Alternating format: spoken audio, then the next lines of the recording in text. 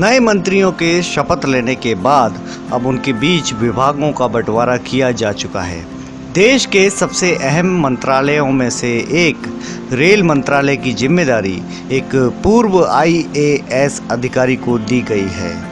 अश्विनी वैष्णव को रेल के अलावा IT और संचार मंत्रालय का कार्यभार भी सौंपा गया है।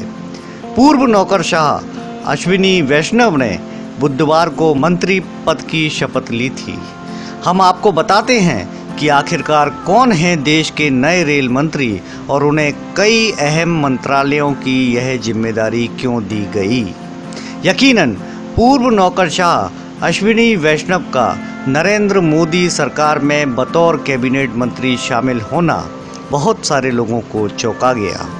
हालांकि उन्होंने 2 साल पहले भी उड़ीसा से भाजपा के टिकट पर राज्यसभा का चुनाव जीतकर सबको सकते में डाल दिया था, क्योंकि पार्टी के पास विधायकों की संख्या इतनी नहीं थी कि वह चुनाव जीत सकें। राजस्थान के जोधपुर में पैदा हुए 51 वर्षीय वैष्णव 1994 बैच के ओडिशा कैडर के भारतीय प्रशासनिक सेवा IAS के अधिकारी रहे हैं।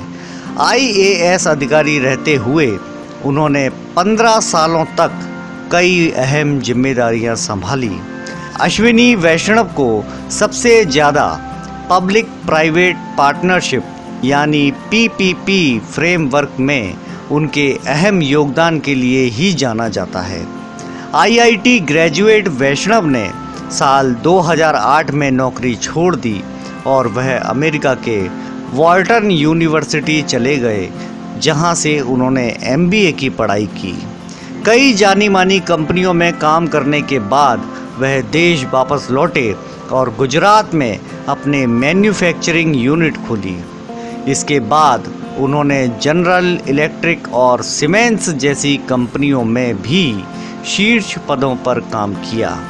वैष्णव की एंट्री कैबिनेट में ऐसे समय में हुई है जब भारतीय रेलवे की आमदनी को बढ़ाए जाने के तरीकों पर विचार किया जा रहा है। रेलवे के विकास के लिए भी पब्लिक प्राइवेट पार्टनरशिप मॉडल के लिए रास्ते खोलने पर विचार किया जा रहा है।